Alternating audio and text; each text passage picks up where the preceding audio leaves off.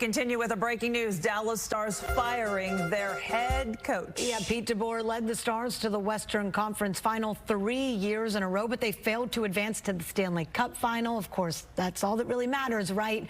Stars GM Jim Nill made this announcement this morning, really just a few moments ago. The search for a new head coach beginning immediately. We have Jeff Kolb on the phone. Jeff, you've followed this team through each attempt. Did you see something like this happening?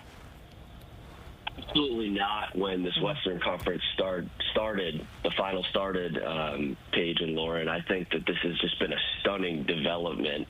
And to get a team to the Final Four, as Pete DeBoer has in his first 3 seasons, is, I think, all you could ask for other than winning the Cup. I think this team really has performed as well as any franchise in the league during that period of time. Only Florida, the Panthers, who are in the Cup Final for the 2nd straight year, have been able to accomplish that. I think what happened here, and you see from the statement of GM Jim Nill, that it's time for a new voice. I think this really comes down to the way that this last series ended and the way DeBoer handled the Jake Ottinger situation, pulling his franchise goalie. And then really, I thought it was so stunning to see 2 days after the Stars were eliminated last Thursday, DeBoer come to that podium for his final press conference to end the season and admit he still had not talked with Jake Ottinger.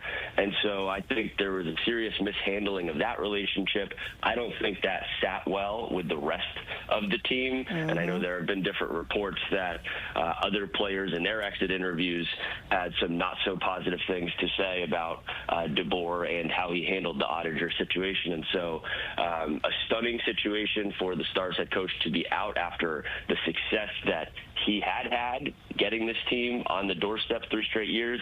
But now we see where the Stars will turn for their next head coach. Yeah, throwing Ottinger under the bus after they lost would definitely not a good look, and it does seem like maybe some players lost confidence.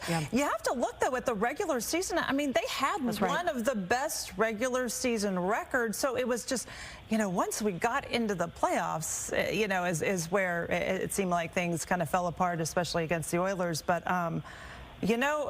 that's a tough job to be the head coach, and it'll be interesting to see who they would put in that spot. Want to throw anything out there? How's your crystal ball looking?